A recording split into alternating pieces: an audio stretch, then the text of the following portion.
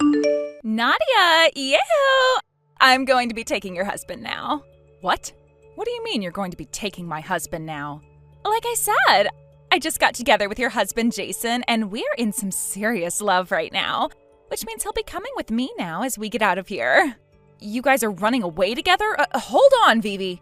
I already get that you have such a problem with men of all types, and it's no joke at all.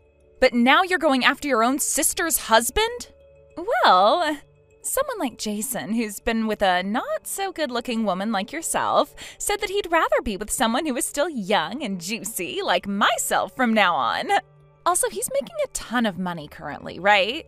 Since he's freelance, that means he can choose to live anywhere we want. And with all of that money he's bringing in, I can stay at home and be his housewife forever. This makes running away with him so easy for me that it's insane. You aren't looking at the whole entire picture here. Oh, the divorce paperwork is in your mailbox for you. And he made sure to end his lease at that apartment he was renting. What? He ended the lease?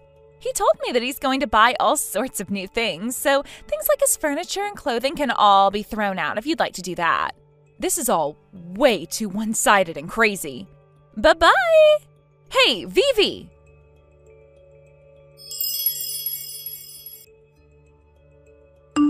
Nadia! Good seeing you after 3 years. Have you been doing all right for yourself? What? Vivi? Yahoo! I can't believe you'd get back in touch with me of all people. What? Tell me, what's so bad about me wanting to talk with my older sister again? After having gone and stolen that older sister's husband from her, I don't understand how you have the nerve to talk with her again after 3 years. Are you mentally all there? Is that something you should be saying to your little sister who just got back in touch with you after such a long time? Vivi's so sad she might cry. You're so frickin' annoying. You're so mean. So what do you want with me? The past 3 years, I haven't heard a word out of you, and yet you're wanting to talk with me again? There has to be something you want from me, right? Well, if you think there's something I want, then there is. What is it? Currently, you're 36 years old, right? That's right, but is that all you care to ask about? Being cared for by your own mama at the age of 36? Excuse me? What are you wanting to talk about here? I'm wanting to know how much longer an old hag like you is willing to leech off mom and dad for. Leech off? The fact that you're getting so close to your 40s and are still having to rely on mom and dad for everything is insane. Sure, I'm at that point now where I've gotten up there in age and I'm still living in the same house as mom and dad are. But nothing ever came up about me being the one getting cared for by the both of them. And here's something else that's new to you. This is my house we're living in, and it's really only mom that lives here. What is that? Trying to act all tough now or something? For someone that was still a housewife only 3 years ago, was it really that easy for you to find a proper job right after we ran off? No, it wasn't. So stop trying to act like someone you're not. That is why you living in that house with your parents means that it is them who are still having to take care of you. And just to let you know, I am fully aware that Dad passed away while I've been gone, so we can just leave him out of this. But the fact that you're having to leech off a widow now who only has a part-time job, I feel so sorry for her.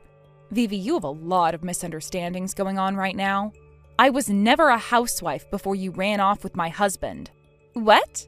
Around the same time I got married to Jason, my company was rolling out some new things like having a lot of us work from home remotely. So for the most part, I was working from home while I had Jason as my husband. I can understand why you'd see that as me leaving my job, but in reality, I had just been working from my room. And even now I'm at home working remotely for the company. All right. You really think you're making yourself look all professional and employed by saying you're working from home and remotely right now? Well, that's not going to work on me. Hey, what are you trying to say here? Where I'm living right now and who I'm living with at the moment has nothing to do with you, right? No. It has a ton to do with me. Then you tell me why that is. Oh, you still don't know why? I honestly can't even tell what you're wanting to say to me right now. What I'm saying is, Richard and I will be moving back home and in with Mom, so you need to get lost now. That's all. Huh? Who is Richard? He's my current boyfriend. Huh? Then what happened with Jason after you went and stole him from me? Oh, about a month after doing that, he and I broke up. Huh? That quickly? Well, to tell you the truth, Jason said to me that the company he was freelancing for just so happened to be the same company that you worked for, right? He said that the moment the company found out that he had run off with me, he lost all work from said company. Well, I'm sure he did after pulling that. The man in charge of dealing with him and the projects was someone else, but everyone knew that he was my ex-husband and that he became my ex due to some very unfortunate reasons.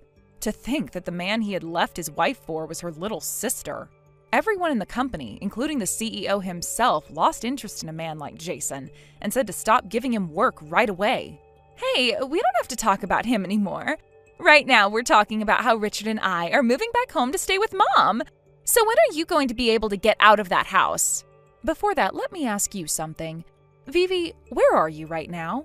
I'm living here in City A with Richard in his apartment.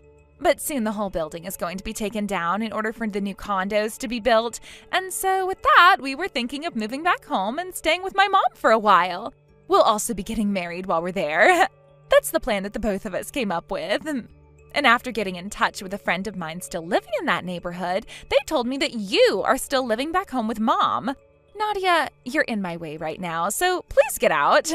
And when did you talk with that friend of yours? 2 months ago or so. 2 months ago. I see, so you still have no clue then. About what? Right now, I'm over in Europe with my husband living together. Did you not hear about that from anyone? Huh? You're in Europe? I ended up getting married to a Dutch man. Huh? While here in the US, he told me that he was going to have to head back to the Netherlands, and so we got married and I went with him. And Mom made sure to come along as well. What the heck? That kind of a lie is way too easy for me to figure out. Why do you think I'm lying to you right now? Because you were never able to speak Dutch in the past.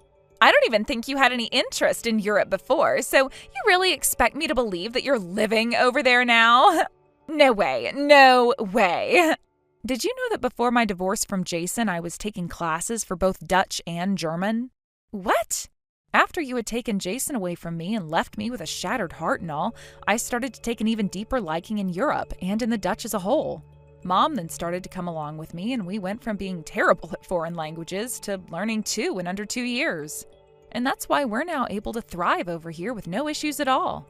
And if you're wondering who my husband was, well, he was my Dutch and German teacher. Huh? So this is the kind of fantasy world that you 40-year-old hags come up with when you've been forever alone. Scary. I'll be coming back home next Saturday, so I need you out of that house by then.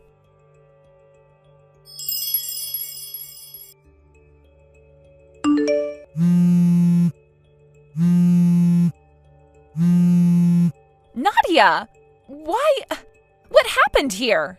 What is it this time? There is no house here anymore. Huh? The house I was born and raised in? The house that I was supposed to start living in with Mom and my fiancé? There's no house here anymore. The house was torn down a while back. Hey, what's all of this about? That was my house. Since both Mom and I were moving to Europe, there was no reason to leave the house there empty with no buyers. So we sold it off for the land. What? Thankfully, the man that bought the land was an old friend of Dad's before he passed away. When we spoke with him about what he was going to do with the land, he said he'd be turning it into an apartment complex.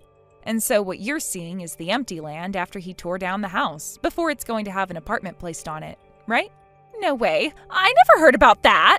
Even if we wanted to talk with you about it, you had both Mom and I blocked until very recently, right? We had no idea where you were living, and there was no other way for us to get in contact with you. No way. We already ended the lease on the other apartment and can't go back there anymore.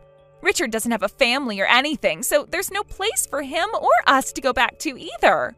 By the way, have you noticed a car waiting around there? Huh? A car? I heard that it's supposed to be an all blacked out van, but... Huh? What are you talking about? Look, Vivi, I've been waiting for a very long time now to get a settlement from you for what you'd done 3 years ago. Huh? A settlement? A settlement for having had an affair with my husband and stealing him from me. Technically, it may be too late for me to do something like that, but I can at least still try. And since I now know where you are, I can snatch you up and take you to talk with my lawyer. And the people there to help take you are a group from a construction firm in the city. Huh? A construction firm? It's the kind of company who are more than happy to hire lost causes like you and turn your character around so you can become a decent member of society again. What? They're there to pick you up and take you off to go start working for them, building a dam out in the middle of nowhere. And my lawyer said he'll come to talk with you about having all of your income from there sent right to me as a form of out-of-court settlement. Huh? No! At least let me work at a cafe or an apparel outlet or a fancy furniture store. Let me work somewhere high-end. Well, you can, but can you find a place that will hire you by tonight and a place for you to live nearby to it? What? Even if you find somewhere else to work, you're still going to have to pay me back for what you've done. And even though I'm not there in the U.S. anymore, there are plenty of people who will support me, like that construction firm and my lawyer. And that lawyer just so happens to be top of the class, so you can try to run and hide, but you'll only be making things worse for yourself. What is this? Now, this is going to be the last time you and I ever text one another, all right? What? Nadia? From now on, only talk with my lawyer, please. The blacked out van just pulled up to me.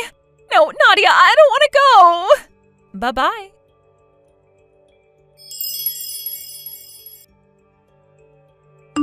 I didn't tell my younger sister, but it turns out that her ex-husband Jason is also working for a construction firm at a different location. Apparently, when they got divorced, my parents had to cover the alimony costs, and Jason is currently repaying them for his wages at that job. Just the other day, I reached out to him to discuss the situation with my sister, and that's when he told me about his employment. Naturally, my immediate thought was, well, if Jason's working there, then why not get my foolish sister involved too? As for my sister's now ex-boyfriend, Richard, he seems to have only come along with her because she told him to. Once they arrived at that chaotic situation, their relationship ended right there on the spot. I can't say I'm surprised, given how things had been going between them. Richard was clearly never the type to handle pressure well, and my sister, well, she certainly isn't known for choosing her partners wisely. I guess it was just a matter of time before things fell apart. So, there you have it. My sister ended up securing food, clothing, and shelter in the most unexpected way. It's almost comical when you think about it. However, despite her newfound situation, she still managed to leave me a voicemail saying, "I'm so tired. I'm scared, Nadia," with a hint of desperation in her voice. Just as the message was wrapping up, I could hear a tough-sounding woman yelling in the background, "Quit slacking off, will ya?" And then the message abruptly ended. I had to chuckle a little bit when I heard that because, knowing my sister, she's probably getting exactly what she deserves. After years of being lazy and making poor life choices, she's finally in a situation where she has no choice but to work hard under someone's strict supervision. To be honest, it's probably the best thing that could have happened to her. Still, it's not easy to completely shake the feeling of concern when you hear your own sister sounding so exhausted and frightened. I know she's been through a lot, but at the same time, her tendency to make bad decisions has led her down this path. It's hard to feel too sympathetic when you remember all the chaos she's caused over the years. I suppose the fact that she ended up working in such a strict environment is some form of poetic justice. After all, she's spent most of her life avoiding responsibility, bouncing from one ill-fated relationship to another, and somehow managing to escape the consequences of her actions. But now she's finally in a place where she can't run from her problems. She has to face them head-on, with no easy way out. Maybe, just maybe, this will be the turning point she needs to grow up and take some responsibility for her life. But at the same time, knowing my sister, I wouldn't be surprised if she finds a way to mess this up too. It's always been her pattern. Just when things seem to be turning around, she manages to self-sabotage. I can only hope that this time things will be different. Maybe the tough environment will teach her some valuable life lessons. If nothing else, it's a far cry from the easy, carefree lifestyle she's used to. Jason's situation, on the other hand, is a bit more straightforward. He's working hard to repay the money my parents covered for him during the divorce, and from what I hear, he's managing to stay on track with his payments. I suppose that's something, at least. It's not like he has much of a choice, though.